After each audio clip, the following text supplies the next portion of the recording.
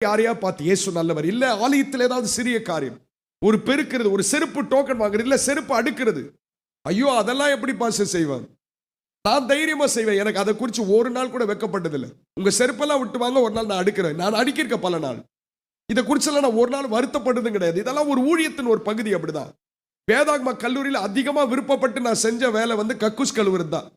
அதுதான் அங்க அடிக்கடி கொடுப்பாங்க ட்ரைனிங்ல. அதுதான் எனக்கு ரொம்ப பிடிக்கும். ஏன்னா சீக்கிரமா வேலை முடிஞ்சிடும். பெருக்க விட்டான்னா முதுகெல்லாம் உடஞ்சு போயிடும். இதுனா தண்ணியை விட்டா போதும், அடிச்சு தண்ணியை விட்டு பாட்டுக்கு வெளியில வந்துடலாம், சம்முன்னு வேலை முடிஞ்சிடும். பிடிச்ச வேலை அதான்.